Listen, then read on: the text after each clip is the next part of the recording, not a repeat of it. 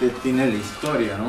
Porque esto era en persona con Julio Barreto, pero no estaba, no era de esto. ¿Qué se iba a ser diferente? Es que esto fue una negociación de dinero, por eso que sacaron así. Pero originalmente era mi persona con Julio Barreto, nada más. Caray, el disco era para Julio, entonces. Sí. Aquí no, pero pues como a veces las negociaciones imperan, Claro. impera el rey del billete. Claro. O como siempre dicen, por ejemplo, como lo que dice, lo que siempre pasa en la música, a veces la industria se impone en algunas situaciones, ¿no? Correcto, sí. En algunas situaciones, pero bueno. Sí, en ese momento Jensa habla eso, ¿no? Creo, según rumoran, dice que le dimos $50,000 para cambiar esto, entonces ya cambiaron el CD, pero el CD originalmente era Alfredo Linares presenta a Julio Barreto. Pero bueno. Cosas de la música. No, de la realidad. Cosas de la industria, claro, ¿no? Claro, porque el que estaba dirigiendo eso en la máquina era Boris Gómez.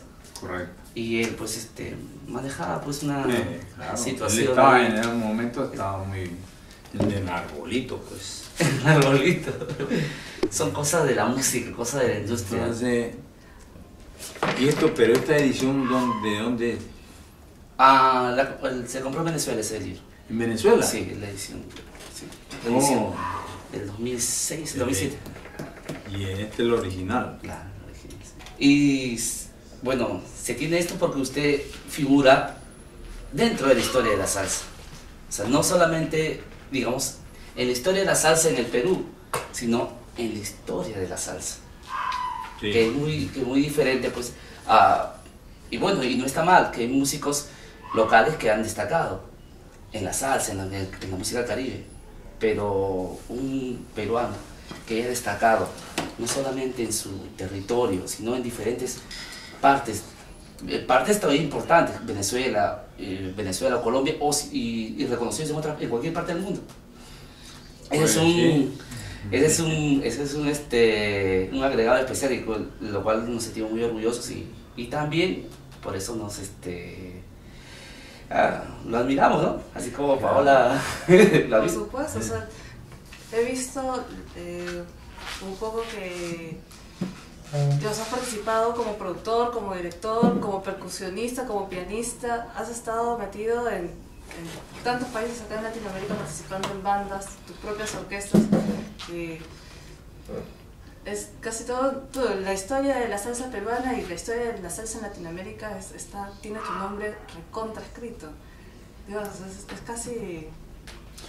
Pues sí, la verdad que valgan verdades. Es más, yo cuando llego a Colombia, prácticamente yo llegué a enseñar y llegué también a Venezuela a enseñar. Y eso lo reconoce, incluso Colombia comienza más o menos, tú te das cuenta de lo que parte de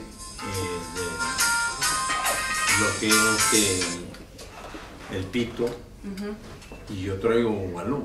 Claro. ¿Sí? Que se grabaron aquí. Sí, se grabaron acá, y es un sonido todavía actual, perseguido por los, digamos, los DJs de Europa. En Europa mismo, en unos conciertos, sorprendentemente se acerca el DJ y me muestra los discos míos. Claro, entonces, pues, realmente, ¿no? Para uno es una satisfacción. Acá, pues, abarcando lo de Inglaterra, me presentaron en la BBC de Londres, ¿te acuerdas que te conté?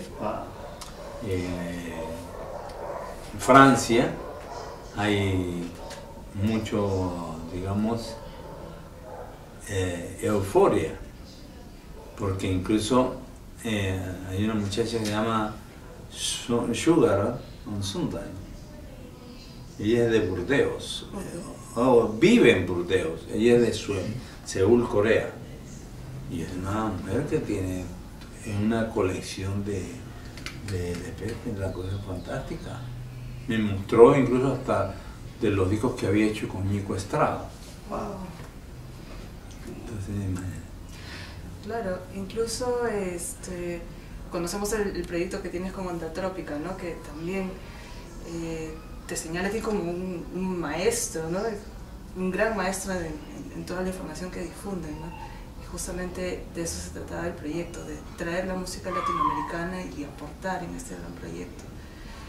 ¿Nos puedes contar un poquito más acerca de quizás este proyecto distinto a lo que es? Pues claro, eso es de un inglés que vino hace como 7 años a Cali. Y bueno, el resultado es que se casó con una caleña. La realidad es que él vino a inspeccionar los ritmos de la costa atlántica, la costa pacífica. Colombia tiene más de 35 ritmos. Entonces, él es muy vehemente en eso. Y vino, yo lo ayudé, ¿no? Previamente me habían hecho una interview en mi casa. Vino un muchacho de Norteamérica, él vive en San Francisco actualmente. Él es Robert Gaiman.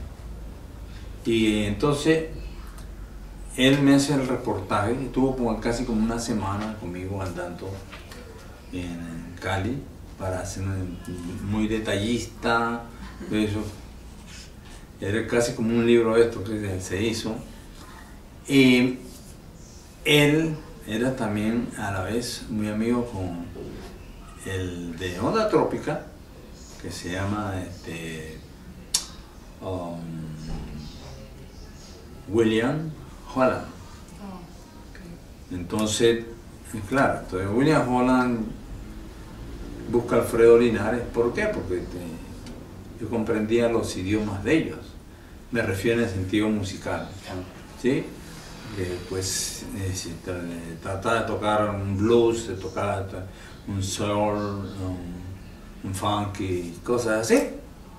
Entonces sabía que estaba en eso. Entonces hicimos producciones, comenzamos en esa batalla y también es así que pues dio resultado. El hecho es que a principios de año de 2011 estuvimos en 25 presentaciones en Europa. ¿Sí? Bueno, se abarca lógicamente Inglaterra, Francia, Alemania, Bélgica, Zurich, ¿qué más? Aparte de las ciudades, ¿no?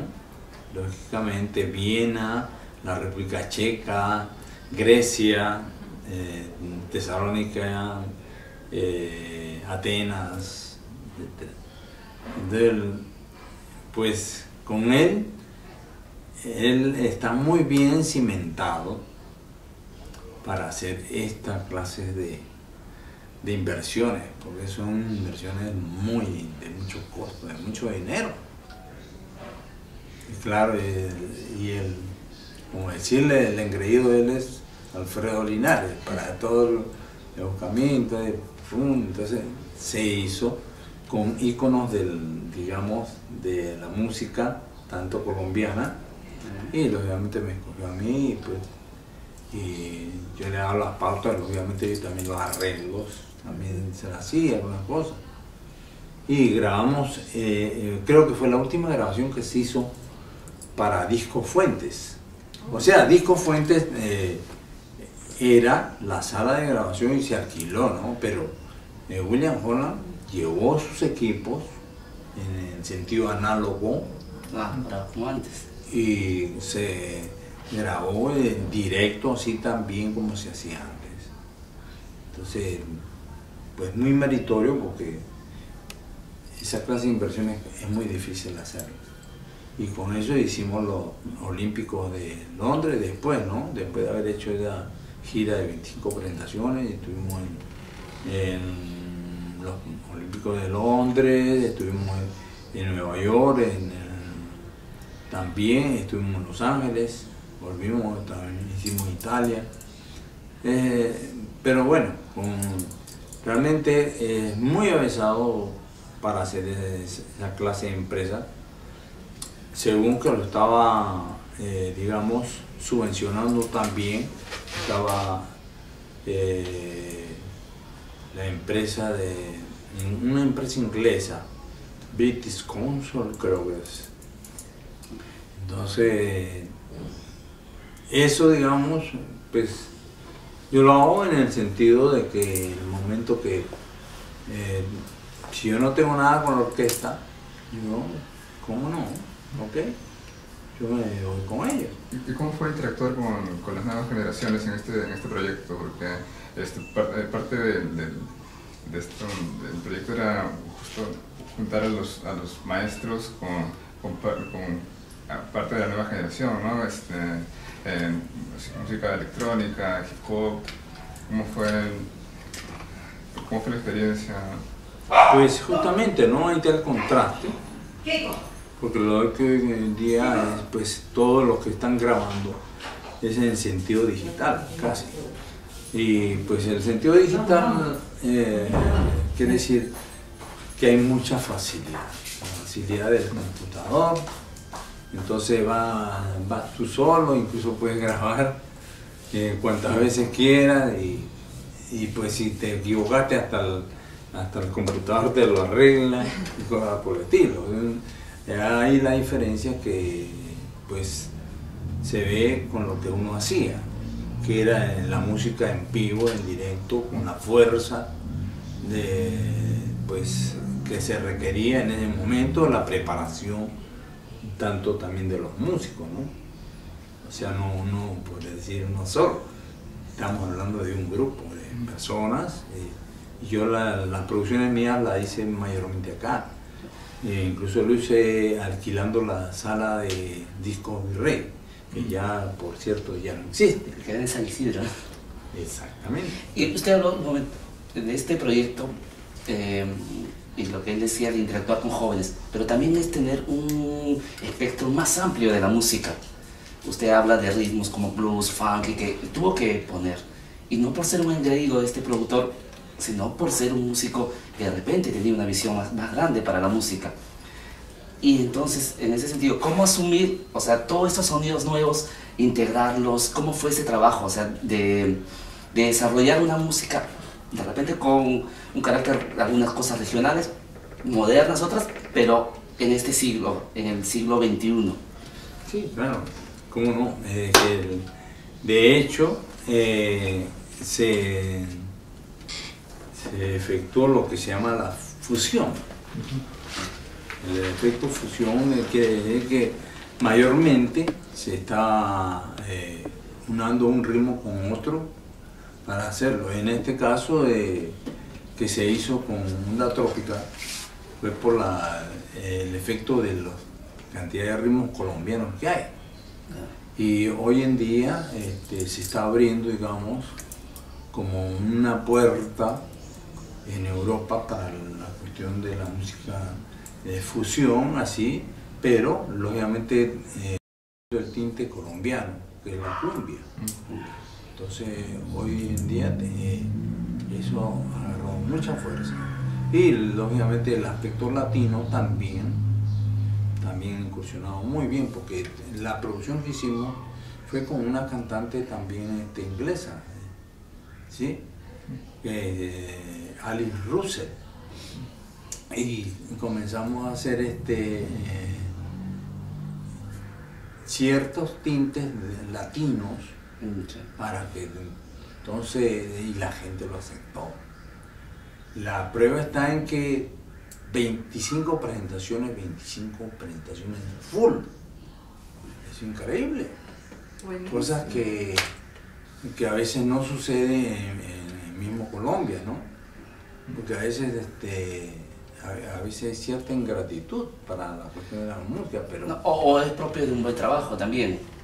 Claro, también pongamos que el aspecto, el plano europeo, un poquito diferente, ¿no? La cultura europea. Y ellos lo viven.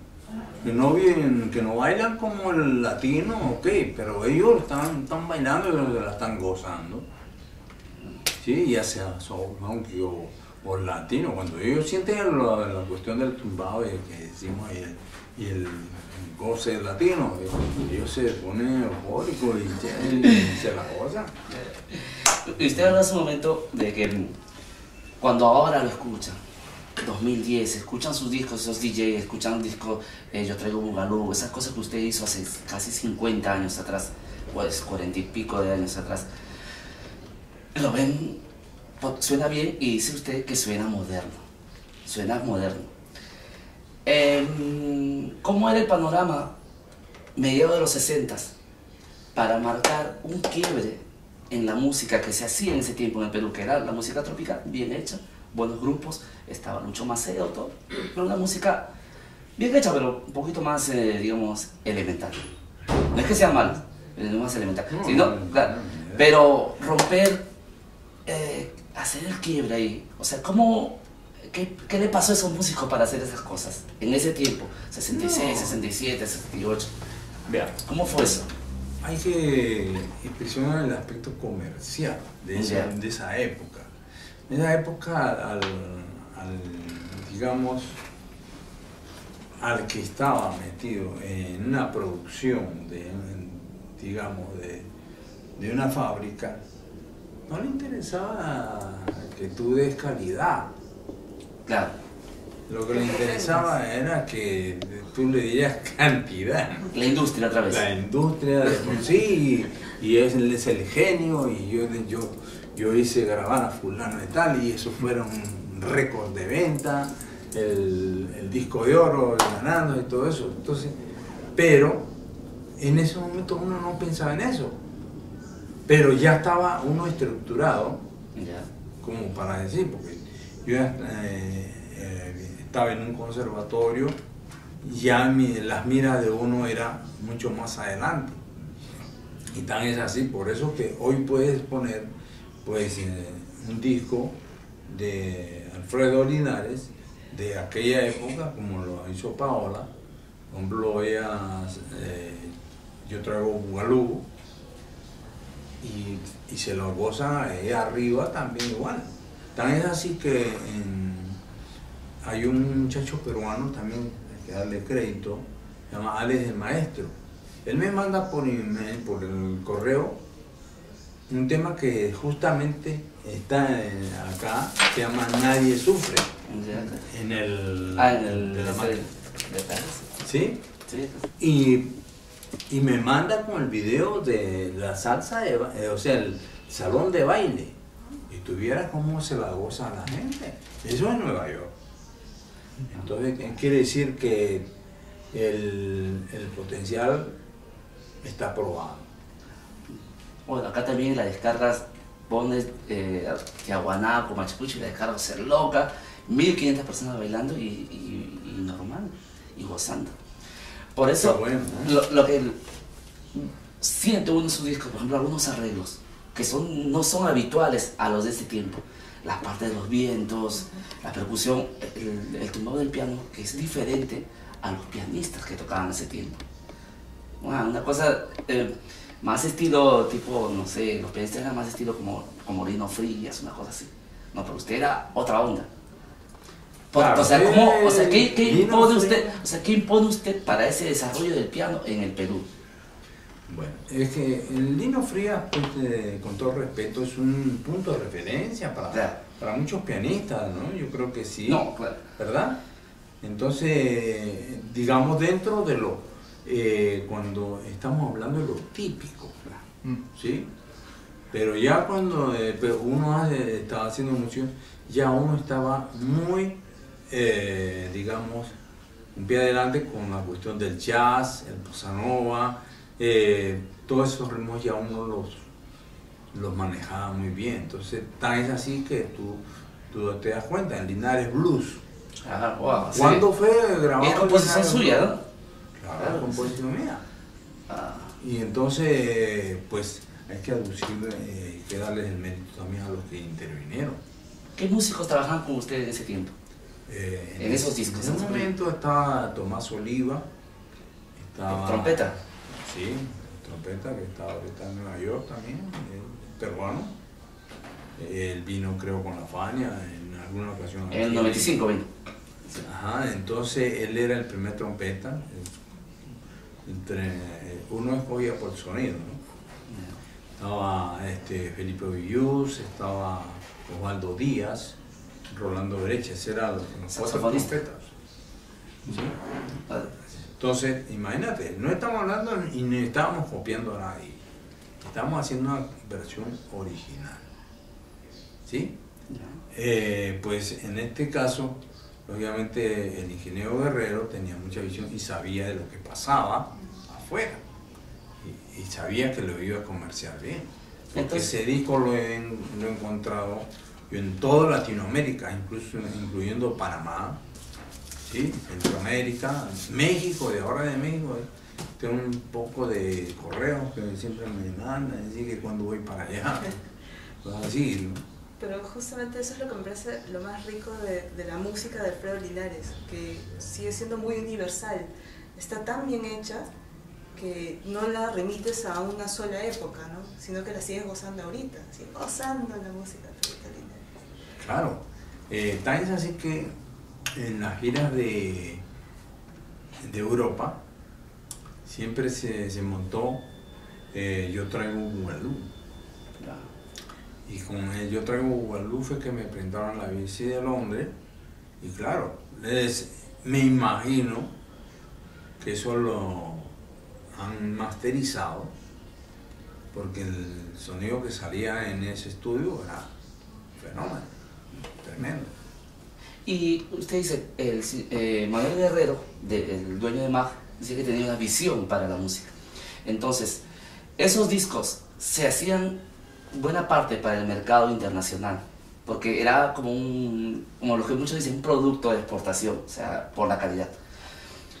Pero ¿se escuchaba eso acá en Lima? ¿Era masivo? ¿La música que usted hacía era para todo el mundo o era para gente que de un gusto un poco más exquisito o de repente porque estaba en una onda más adelante? ¿Cómo era en ese tiempo? Pues realmente aquí en Perú era una minoría lo que se estaba, ¿no? Obviamente, en los bailes o en presentaciones así que se hacían para que a veces había muchas presentaciones en casas particulares, ¿sí? Entonces gente lógicamente que apreciaba si lo hacía, pero el efecto yo nunca lo pensé tampoco, ¿no? Que iba a repercutir tanto, por ejemplo, en lo que es Colombia. Colombia es un país salsero, un salsero, digamos. Y no le engaña a nadie. Claro, no, pues, imagínate, y en Cali, con mayor razón, porque tiene mucha afluencia de muchos grupos que han pegado y pues ya sea como gente como Ricardo Ray, Palmieri, sí, la Sonora Ponceña que sí se está pidiendo, incluso el Gran Combo que siempre por regular, siempre para las ferias están presentes. Entonces el caleño ya se vuelve un poquito más exigente, ¿no? Pero yo me he quedado muy pasmado cuando he ido a tocar a sitios fuera de Cali, como Manizales, en Pasto, en Bogotá mismo, y la respuesta es tremenda. ¿Cómo lo acosan a uno? Pero no es que uno sea gracioso, sino que cae en gracia. La gente, los bailarines, en todo en general, todo en la radio, todo viene a uno y pues se congracian con uno, ¿no? Y de ahí que ellos se han tomado también el trabajo de pues escarminar los trabajos míos hasta de lo que uno ha hecho de los primeros discos. Alfredo, ¿tú te sientes particularmente cómodo dentro de algún papel particular? O sea, como percusionista, perdón, como pianista, como percusionista, como productor, porque también has producido otros grupos, como arreglista. ¿Te sientes más cómodo en alguno de esos papeles o en realidad juegas dentro de todo hasta ahorita y puedes fluir con tranquilidad en todos esos roles? Pues realmente yo juego con todo. Y a la hora de que me llaman una producción, yo se la voy a decir. Hay producciones que no se conocen. Hay una que se hizo para Alemania, más Dale Salsa, no sé si una pandilla, David Lennings, y también es un producto que también, digamos, ha quedado un poquito desfasado, ¿sí? Pero hay más producciones que uno ha hecho, que todavía, y ahora en esta época también han comenzado a relucir cosas que se hizo en Venezuela. En Caracas yo produje La Banda y su Salsa Joven, incluso incursioné también la Salsa Mayor. El grupo que acompañó a Oscar de León. Exactamente, o sea, son los que se salieron de Oscar. Era un grupo, pero pues sí, había que sentarse a pensar, el grupo estaba muy bien, entonces yo le dije arreglo, pues, ahí vino también, digamos, el codeo con el que se hizo con Perico Ortiz, Ray Santos. Ray Santos, sí, realista, wow. David Valentín, entonces, y dentro de eso estaba Alfredo Linares. ¿En qué año llegó usted a Venezuela? Año 76 casi. 76. ¿Estuvo en Perú hasta ese año? ¿Fue a Venezuela por primera vez o ya estuvo en otro lado? No. Yo estaba en Colombia y fui a Venezuela con el producto, o sea, del disco, ¿no? El CD, la cinta, en ese momento de los primeros temas que había hecho, como Tiahuanaco, Guaylamitú, esas cosas. Llegué a Venezuela a tratar de negociar. ¿Y hasta qué año usted vivió en Perú? No, yo salí muy temprano. Yo salí, ya el primer viaje fue para Argentina con Nico Estrada. Wow, entonces, de ahí, digamos, ya estaba la inquietud, porque siempre estar para afuera, ver qué es lo que veíamos para afuera. Lógicamente estuve en Ecuador. ¿Usted era músico de Nico Estrada? ¿Trabajaba con él? Yo trabajé una temporada con él, incluso estuvimos en Buenos Aires. Yeah. Y sí. ¿Para él usted tenía el grupo ya? ¿Perdón? ¿Trabajaba con Nico y tenía su grupo usted o...? No, bueno, tenía la sonora, pues no una sonora, digamos, conformada, más que todo, pues sonaba bien, porque había, digamos, una disciplina en ensayos y eso. Entonces, eso es como un trabajo, ¿no? Que tú logras mediante el ensayo. Cuando no hay digamos, sean músicos de un nivel muy alto, ¿no? Pues tú con músicos a un nivel muy alto, tú haces un ensayo y listo. Claro, me imagino que debe ser muy diferente el trabajo que se hacía con esos músicos de estudio, con esos músicos que no necesariamente habían estudiado en conservatorio, pero que tenían muy buen oído. Y aparte las grabaciones en análogo te imponían que tenías que estar bien ensayado para poder tocar, para poder grabar. No, estos músicos eran de primera línea.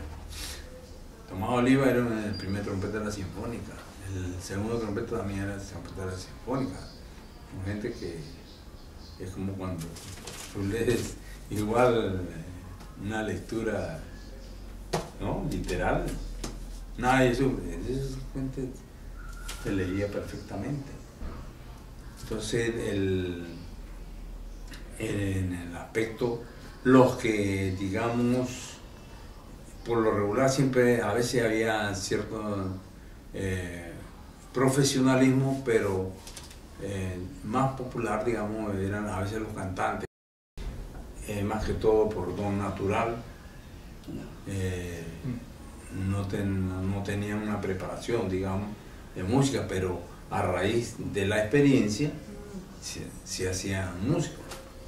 Entonces, pero yo siempre, en ese aspecto, yo escogía a la gente muy profesional, que sabía que me iba a dar la talla. Tú no puedes ir a un estudio de grabación a estar 5 horas para hacer un par de temas.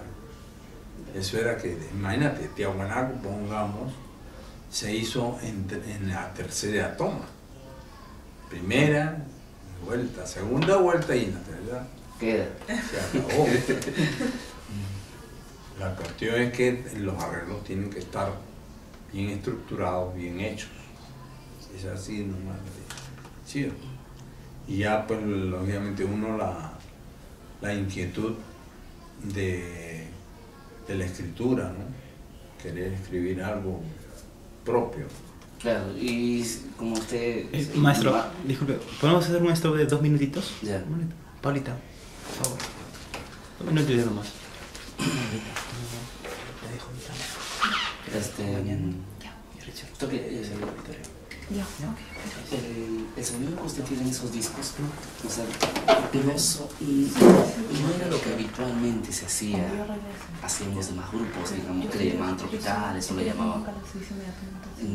A veces siempre los músicos dicen, bueno, yo voy, mi referente son los bailadores, esto más o menos le va a gustar al bailador, pero usted como, había cosas más elaboradas. O sea, ¿cómo ves? O sea, ¿cómo... Eso me lo responde el corazón. Maestro, me voy a retirar, me voy a disculpar. No, yo sé. Muchas gracias. Ok, gracias. Siga disfrutando de la conversación. Bien. Muchas gracias y bueno, hasta la próxima. Que siga disfrutando su estadía en Lima. Muchas gracias. Gracias. Chao, vamos. Hasta luego.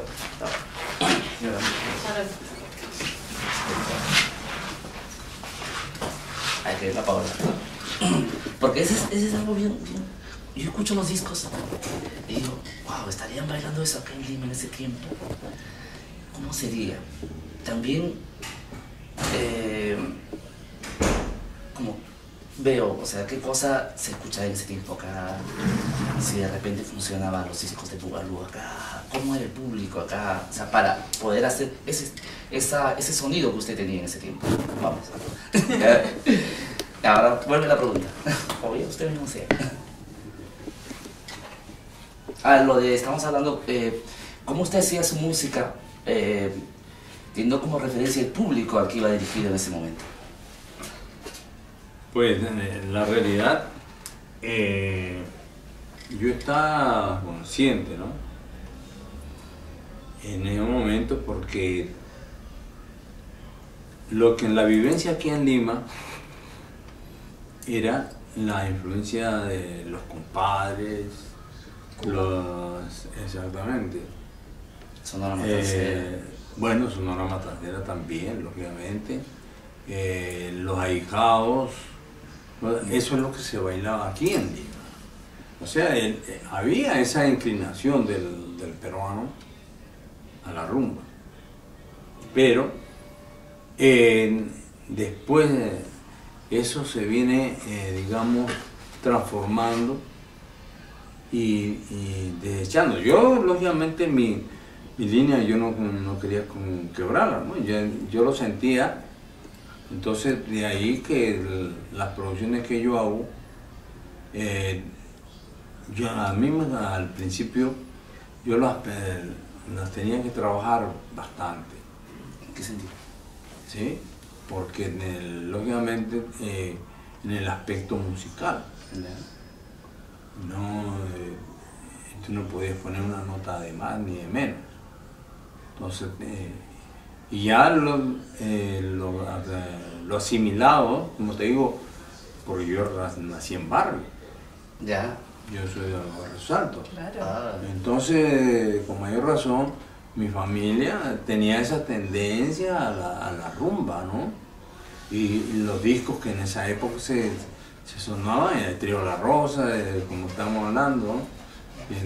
Entonces eso ya estaba haciendo media en uno, ¿eh? Y yo desde niño copiaba digamos, los solos de Lilian Frías, por decir así, y los sacaba. Entonces ya yo tenía ya mucha conciencia, a pesar de ser un niño, tenía mucha conciencia de lo que era el tumbao, de lo que es el guajeo, como dicen otras personas, de la música, ¿no? O sea, la parte de los montunos de piano. Yeah. O sea, puede ser una música un poco más elaborada para ese momento, pero con lo que usted dice, con lo que ha aprendido durante su vivencia y digamos, el tumbado de la calle, ¿no? Lo que usted desarrolló en sus primeros discos. Claro, obviamente. Al principio, pues, los patrones de la música de baile, el tumbao, como se dice, uno ya los había clasificado muy bien, ¿sí? Pero había algo más allá. Entonces ya eso lo adquirió uno mediante el estudio mismo. Entonces ya por eso, lógicamente, había un estilo que se demarcó dentro de los discos. Entonces, a pesar de que uno lo hacía simplemente por ese corazón, ¿no? Porque Dios le dio el don a uno y uno lo estaba transmitiendo, pero eso ya conjuntamente con la parte de ciencia, porque la música también es una ciencia. Entonces ya uno fue digiriendo y fue desarrollando más. Y lógicamente yo andaba siempre con mis libros y cosas y seguí estudiando. ¿Y cuáles fueron o son las influencias de Alfredo Linares? Porque esta época es una época bien compleja, había mucha música cubana, estaba también el tema de los militares, por ejemplo, con un poco la puesta en valor de lo peruano y la censura a lo extranjero. Estamos hablando de la época del rock también, ahí por ahí se puede colar el tema de mambo rock. ¿Cuáles son, si es que podrías nombrarlos de repente, una que otra dentro del crisol enorme que debes de tener? Pues, ¿qué puedo decirte? Ya uno estaba perfilándose en el conservatorio, claro, pero la inquietud de uno como músico estaba abocada también en el jazz. Entonces, claro, recibe uno influencias de gente como Bill Evans, Oscar Peterson, ¿sí? Y los primeros discos que sirvieron de influencia para uno fueron de David Brubeck. Wow. David Brubeck, tenemos también a Lalo Schifrin, sin ir muy allá, que es argentino, un argentino que se metió en Estados Unidos y le vendió, incluso también era así, que era de los engreídos para hacer la música para las películas. Entonces, a ese nivel es que uno estaba tratando de hacer las cosas. Y pues imagínate, cuando ya uno llegó, ya estaba bastante cimentado. Y la prueba está del primer disco, el segundo disco de Yo Traigo un Balú, de está Linares Blues, ya se estaba haciendo un Latin jazz auténtico. Incluso, valgan verdades y hay que reconocerlo, el bajista El bajista era David Thomas. Ah, no, era peruano. No era peruano. Era mexicano. Un moreno, mexicano, pero muy bueno. Por eso te digo que yo siempre trataba de llevar la gente muy especial para eso. O sea, mi corazón lo pedía y quería que también todo si era muy específicamente, tenía que ser bueno. Bueno. Y con todas esas influencias que he mencionado, hace un momento también he hablado que podría incluir cosas de bossa nova, hablo de la formación clásica que tiene. Entonces eso siempre, bueno, se refleja en lo que hace, ¿no? Un paso más adelante. Desde luego, incluso yo escribí para cuerdas los bossa nova de Antonio Carlos Jobim. En aquella época incluso le hice arreglos para Nilo Espinosa. Saxofonista. ¿Sí? Entonces, eso incluso yo no tengo ni la grabación. Pero pues ahí quedó plasmado. Entonces hizo trabajos en ese tiempo para otras personas, de arreglos, producciones. Claro. Aparte de Nilo, ¿cuál otro trabajo más? No, siempre, pues imagínate Peter Daly, Enrique Lynch. Yo me daba la vuelta grabando aquí en Perú, en Lima. Y valgan verdad, después yo acaparaba bastante, digamos, aquí en grabaciones. Porque grabé, pongamos, El Tiburón con Rolo Bernal. Yeah. Y ese mismo Tiburón lo hice con trombones en Sonoradio. ¿Sí? Yo traigo Bugalú, lo hice en Mag, y yo traigo Bugalú también lo hice con lo que llama el combo de Pepe. Ah, claro, entonces, claro, sí, pues ahí justo en Descarga Menores solo es usted, ¿no? Claro. Pero no ponen el crédito, creo que dice Alfredo nada más, en el combo de Pepe. Sí. ¿Quién estaba en ese tiempo? ¿Qué músicos? ¿Se acuerda usted? Sí, claro. Pues Charlie Palomares lo pasaron a cantante. Estaba Nilo Espinosa en saxo tenor, estaba Osvaldo Díaz en la trompeta, Pepe Hernández en el bajo, estaba Adolfo Bonariva en la batería, en los timbales, estaba Cejita, un muchacho que le llaman Cejita, que era el conguero, muy bueno, y Claudio Martínez en la voz, Víctor Fuentes, Kiko Fuentes también intervino, y yo también decía, siempre por lo regular lo hacía los coros yo. Oye. ¿Y esos grupos eran para presentaciones o solo para las grabaciones? Eso fue solo para grabación, pero pues, imagínate, es un disco ahorita que es perseguido tremendamente. No, es una joya, ¿no? Para los coleccionistas, claro. Sí, entonces, como te digo, o sea, la gente ha escarmenado y eso, y ha sacado todas esas producciones que uno ha hecho. Y pues ni hablar, ¿no? En Venezuela también. O sea, la realidad no es ufanarse, sino pues me siento honrado porque yo incursioné en todos los géneros. Yo fui director aquí también de la televisión, en Telecentro. Telecentro. Sí. Telecentro, cuando era Panamericana y Canal 4, que estaban aliados, creo. Yo tenía un programa que se llama Noche de Gala. Estaba el Mono Temerano, estaba Cecilia Bracamonte. Era una banda, una orquesta, tenía usted una orquesta para acompañar a estos músicos que llegaban, estos cantantes nosotros hacíamos las pistas.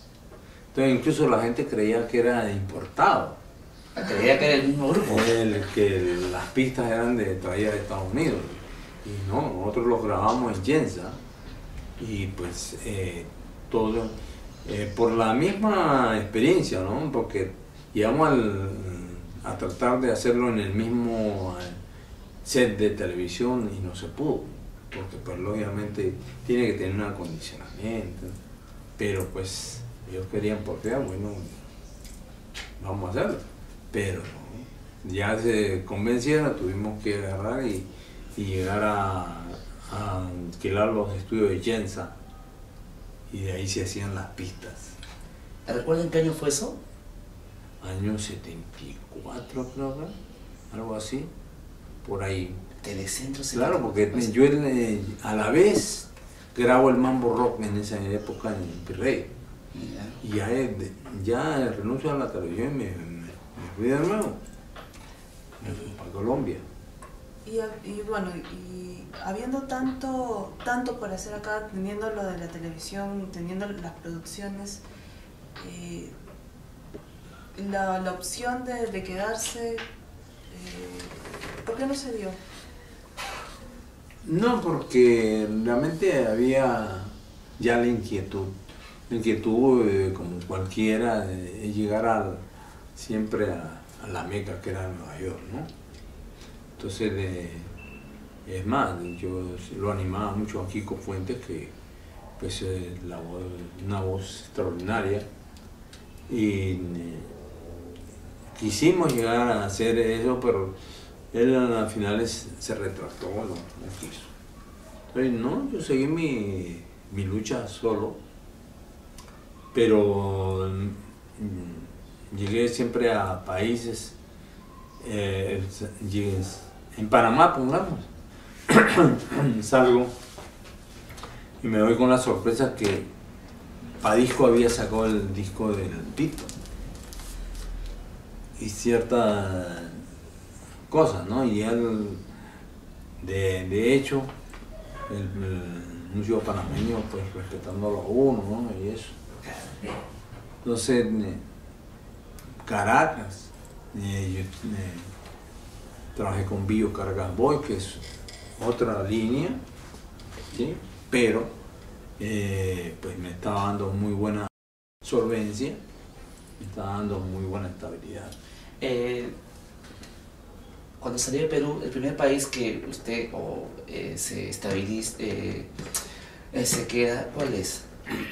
¿Panamá? No, pues no, el primer país que yo pasé fue Argentina. No, y para residir, después de estar muchos años para trabajando. residir, pues no, todo gracias a Dios ha sido como que Él me puso el camino siempre, ¿sí? Porque estuve en Ecuador, estuve en un contrato en Guayaquil, en Humboldt de Playas, regresé a Lima, conocí Chile, dije no, aquí no pasa nada, regresé a Lima y ya me tenían un contrato de Colombia, una esposa de un peruano que es cubana, no sé si ustedes se acuerdan, ¿no? Pues tiempo atrás, llamada Bárbara Codina. Que era como una vedette, una cosa así. Una vedette, sí. Sí, entonces ella, como yo le había hecho un cajón en Guayaquil para que actuara con el show, ella después del tiempo en Colombia me devuelve, digamos, el favor, digamos, por decirlo así, y que fuera para allá. Entonces la misión era para que yo dirigiera en la televisión un programa con un señor que era Paco Mitchell, que era mexicano. Entonces, no, la historia es larguísima. Entonces, pero de todas maneras, esa fue la manera de yo acentuarme en Colombia.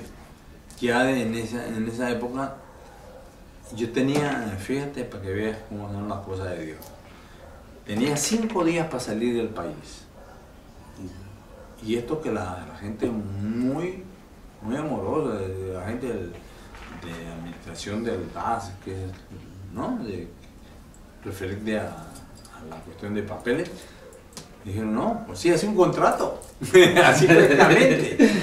¿Cómo así? De la noche a la mañana, ¿cómo consigo un contrato?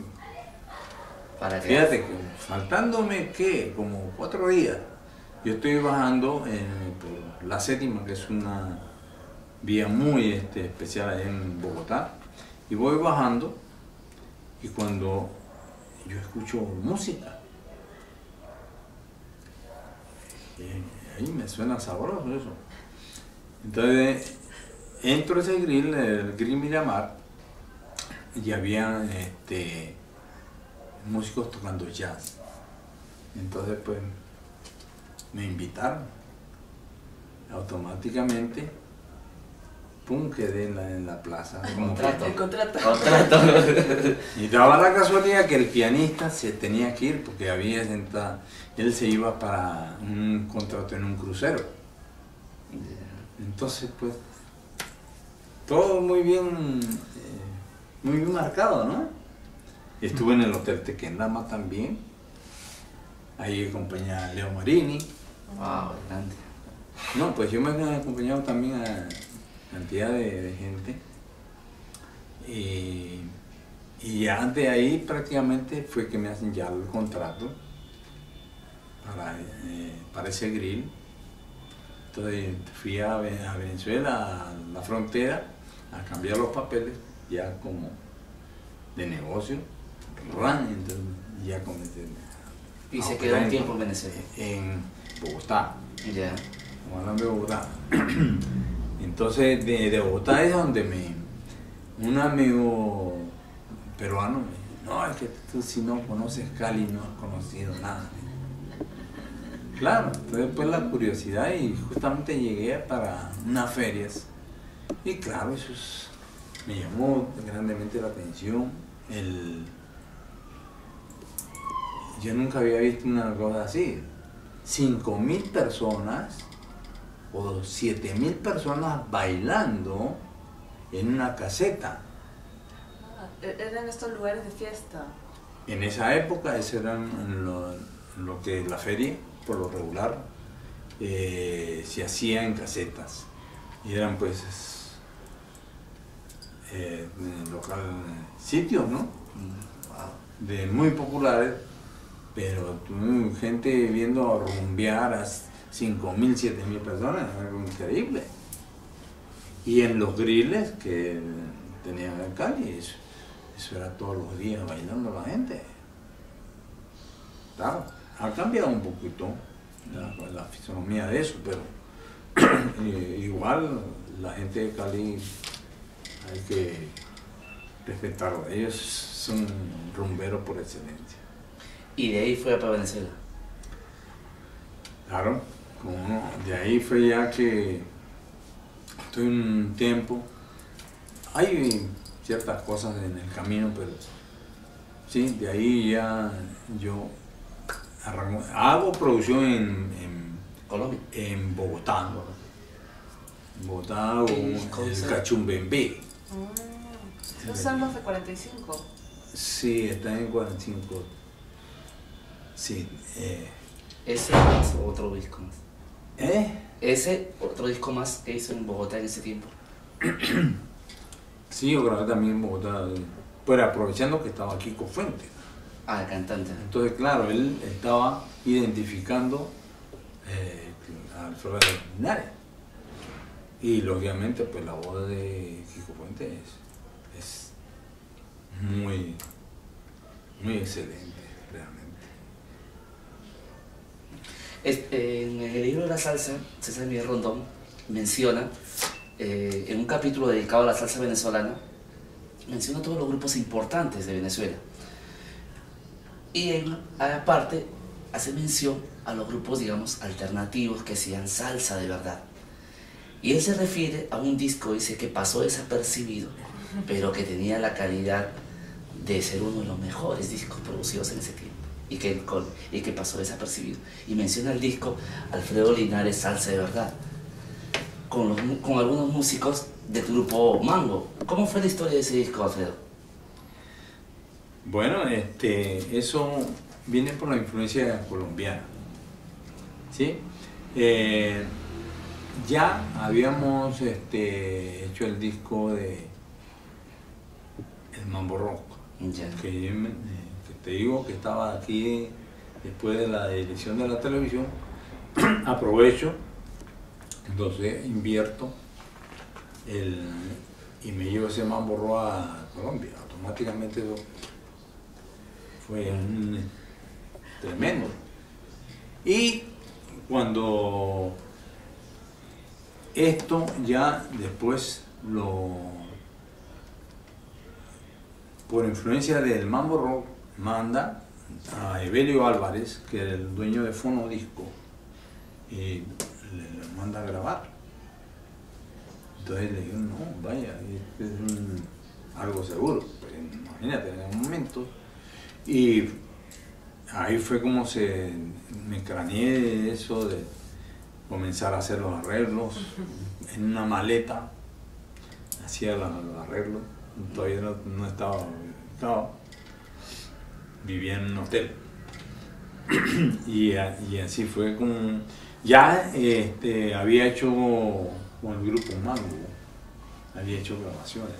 Entonces, claro, los muchachos me sirvieron de base para convocar a esto, por ejemplo, a Joey Ruiz, a Navarro, a estos músicos. O sea, ya por la experiencia de Mango, como si también a los demás músicos que eran todos músicos, son músicos importantes pues, de la movida de ese tipo de la por salsa eso en te digo, Venezuela. todos estos músicos son clase A. Aquí son los mejores músicos que habían, casi de los mejores músicos que habían en Caracas. Y como te digo, y me hago de la base de Grupo Mango, que ya habíamos grabado El Muñeco de la Ciudad, habíamos grabado Acéptalo, todo en Acéptalo es contigo, Acéptalo, el tema Acéptalo. ¿Tocas ahí o hay algún...? Yo toco ahí, claro. El Muñeco de la Ciudad, después Rumbero Bravo, que volvía a regrabarlo acá, también, dicen. Entonces, ellos pues lógicamente sintieron la base que le estaba dando yo a ellos. Y yo también entonces me los llevo a ellos a grabar conmigo.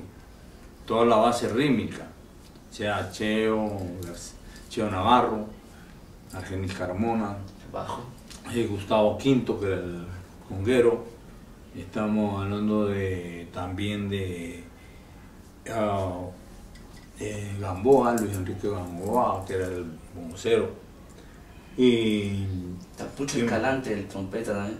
Pucho Escalante, un señor que, bueno. Era cubano, ¿no? Cubano. Y Rodrigo Barbosa era salvadoreño.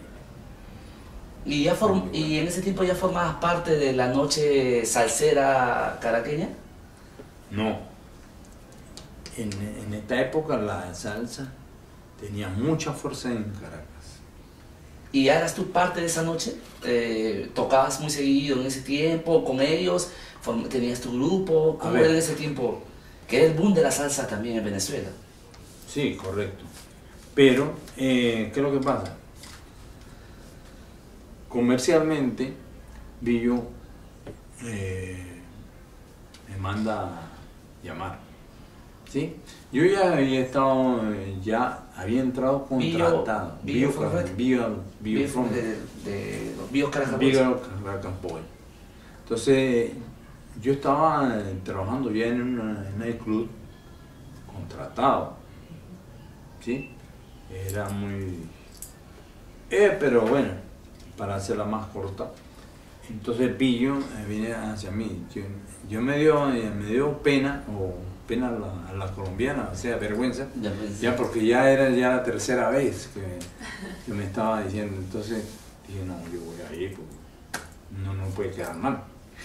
Entonces me voy con mi maletín, entonces entró, no me dice, no me diga nada, yo sé quién eres tú, siéntate y vamos, estaba toda la orquesta ahí ensayando. Entonces, bueno, me puso las cosas muy fácil. Y yo le estaba diciendo de mis producciones y él creía que yo le estaba exigiendo más plata. Y él me seguía aumentando, No, pero le digo, sí, pero lo que yo necesito es un tiempo para...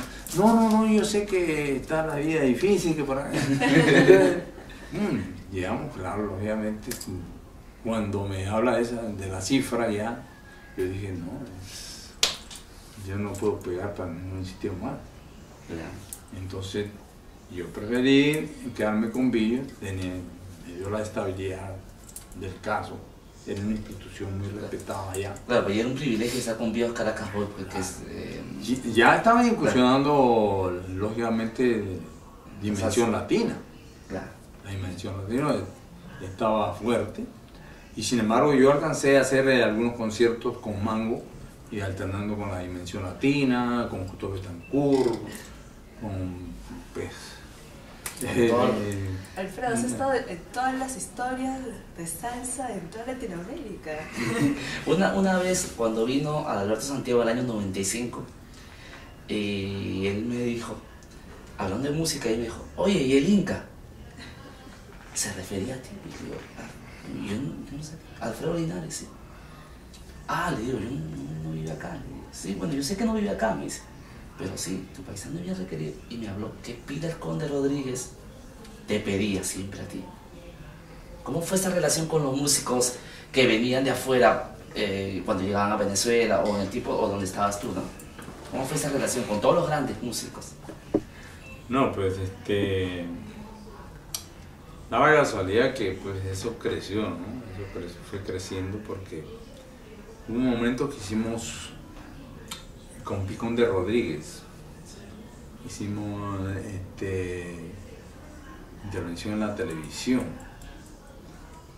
y ahí la anécdota de que pues él me pone una partitura que era La Ley, que arreglo de José Febles.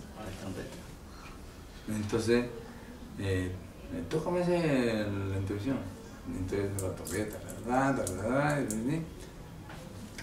listo, tú tocas todo, me dijo.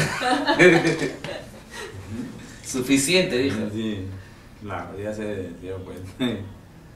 Y yo llegué también a algo como irrisorio, ¿no? Porque yo llegué a ser director de las Estrellas de Venezuela. ¿Quiénes estaban en ese grupo? A ver, cuenta eso. Eso sí, eso fue una selección. Estaba Rodrigo Mendoza, que fue el cantante de la dimensión latina, Coco Ortega. También estaba por ahí Cheo Navarro. Cheo siempre se colaba. Los trompetas eran dominicanos. Y se hizo incluso, era un festival de soneros. Entonces en ese estaba de Alberto Santiago, que de paso ganó el concurso. Pero imagínate, estaba Chivirico Dávila. Y lógicamente los soneros de Ayaga también, Coco Ortega, el que mencionamos, Rodrigo Mendoza. Sí, pues yo te podría obsequiar más bien, yo creo que tengo ahí en la casa, tengo un CD donde está, hay un profesor que se llama Ulloa, Alejandro Ulloa, que escribió también sobre la salsa en Colombia, y él me hizo una recopilación de todo lo que yo tenía como currículum. Y lo dio en un CD. Wow. Y ahí está muchas cosas, ¿no? Porque con Sabater, con Mangual también estuvimos haciendo. O sea, ¿grabaste algunas cosas con algún grupo, algún músico internacional en Venezuela? No, porque yo después hice mi producción, lo que tengo, donde está Sujétate la Lengua, está Friends. ¿Sí? ¿Se acuerdan de eso? Bueno, entonces esa también fue otra producción que hice, pero ya por cuenta mía, ¿no? Y que igual pegó en diferentes partes, y no tanto en Perú, ¿no? Efectivamente, ¿no? Y incluso eso repercutió al tiempo, porque también cuando sale Salsa de Verdad, lo sacan en Colombia, pero no tuvo ese auge. Ya. No ¿Ya? pegó mucho. Y después eso ha ido creciendo. Hoy en día pagan cualquier cantidad de dinero por una pasta de... Y igualmente también fue por lo que tengo. Yo lo negocié en Nueva York con Sergio Bofill, lo que era... Ah, el de sello Caimán, con Humberto Corredor Bofill. El que cuando estaban con SAR, era Roberto Torres, Adriano y Sergio, que era el que ellos comandaban eso. Entonces, él hace negocio conmigo para ese LP, lo que tengo. Ellos lo editaron allá.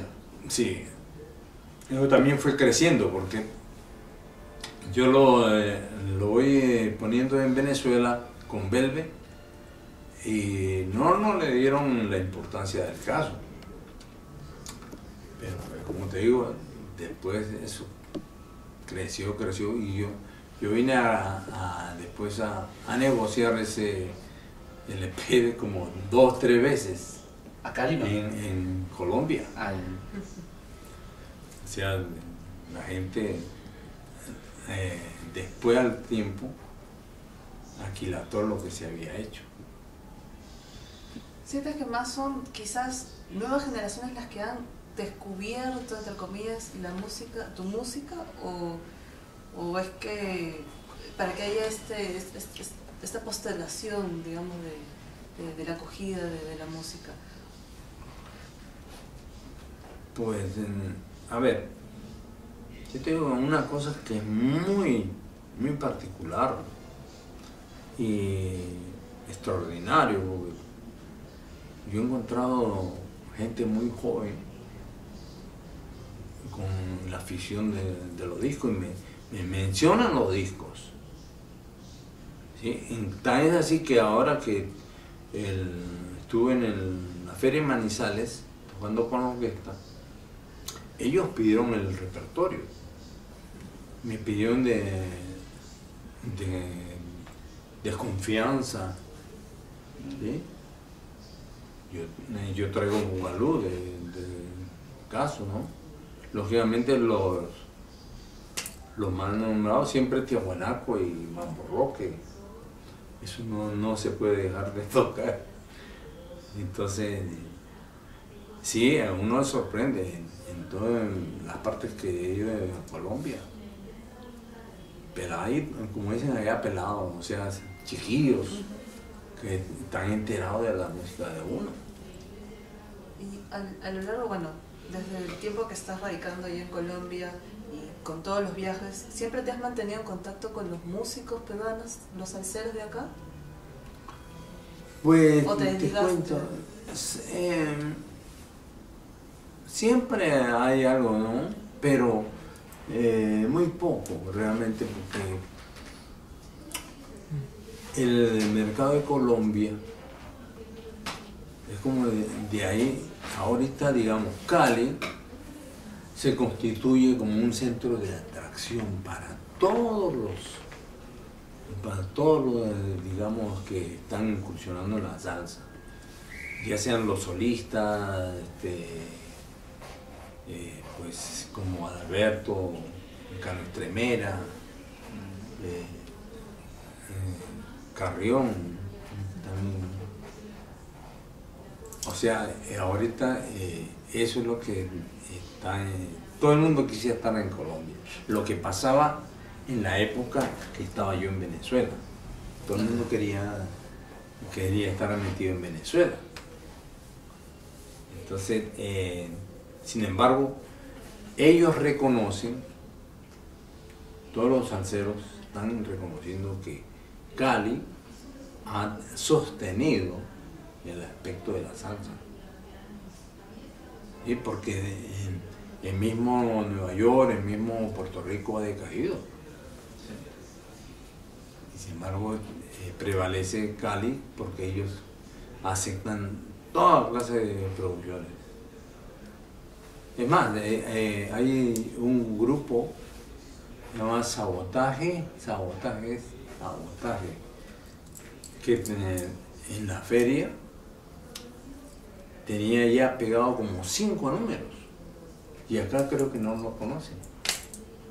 Y pues me relataron que habían grabado así de puro impulso, pero que no se dio nada. Imagínate, y ellos pegados en Colombia, pero... ¿De dónde son esos? De Chiclayo, me dijeron que eran como de Chiclayo. Ah, sí, es un grupo que grabó en el año 81. Sí, ¿no? Sí, hace muchos años, sí. Sí, somos chiclayanos. Es Sí. más, ahorita en estos momentos incluso lo van a sacar en Europa. Wow, el disco ese. Sí, Este muchachita. Muchachita. Muchachita, sí. La cuestión es un fenómeno, ¿no? ¿Y cómo has visto, por ejemplo, qué opinas? ¿Cómo ha ido la salsa? Por ejemplo, que tú has vivido todas las épocas de la salsa, los 60, el boom de los 70 y el declive en los 80, tirando a 90 y ahora por estas cuestiones de la comunicación que ha podido levantarse. Pero ¿cómo has visto el desarrollo de la salsa en todo este tiempo? Pues te digo, la salsa está creciendo. Para mi concepto, eso uno se da cuenta por el internet, una arma efectiva que te está denotando, por ejemplo, de México, de Italia, de Europa, por ende, pues Venezuela, que está también sacando a relucir los que ellos hicieron en aquella época. Que yo le hice 4 trabajos a la salsa, la banda y su salsa joven, que también casi va colindando con lo que hice con la salsa mayor. Pero pues yo creo que está creciendo el boom de la salsa más bien. Y acá también pues lo veo que está bastante fuerte, ¿no? Sí, se está retomando, se están conociendo quiénes son los músicos, los grupos, los temas, y en gran parte ha sido por el tema de internet, de las comunicaciones y poder compartir, ¿no?, toda esa información. Bueno, al menos existe un espacio de difusión también que es importante, ¿no? Y ya no dependemos de la radio, ¿no? Hace muchos años podíamos depender de la radio, de lo que puede sonar en la radio. Y a veces, como hablábamos un momento, la industria. Puede que si no pagas la payola, no te suena tu disco en la radio, pero ahora es diferente, ¿no? Pues sí, en todo caso, te puedo decir que ha sido una charla muy amena, ha sido muy grato saber que pues la labor que están desarrollando ustedes es muy buena. Realmente ahorita sí queremos hacer mención de una... A eso sí, mira, es un privilegio, no solamente es un privilegio tenerte aquí en Lima. Las veces que has llegado no has tenido una presentación.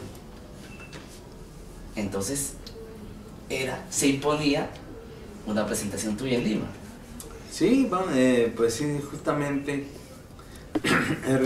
se ha reunido con algunos amigos músicos que son allegados también a mí, muchachos, que de una orquesta y quieren pues hacer algo de música y pues yo me he prestado para eso también y hacer querer saborear el ambiente de Lima en lo que es la salsa. ¿Después de cuántos años vuelves a tocar salsa en Lima? No, pues no mucho tiempo. entonces llegas con furia. Sí. ¿Cuándo es eso? Va a ser este sábado 23 que vamos a estar para los rumberos, ¿no? Va a estar en la centro de convenciones Niza, en la avenida Arequipa, 1505, Lince. Entonces yo los espero por allá para que podamos compartir un rato ameno. Y yo creo que es importante porque es uno de los músicos no solamente destacados, sino con más ideas, y que es importante que no solamente las nuevas generaciones lo vean, sino también los que han seguido tu música durante todo este tiempo, todos estos años, y se reencuentren con el Alfredo Linares de siempre, el Alfredo Linares que reparte sabor, el Alfredo Linares duro, y que es una cita pues, imperdible. El sábado estamos contigo, y ya todos están invitados. Será un honor verte de nuevo aquí en Lima, oírte y disfrutar de tu música acompañado de esta gran orquesta que es la Orquesta Bay. Muchas gracias. No, muchas gracias. Hola. Un gusto. Gracias, don Juan, también. Gracias a ti. Gracias.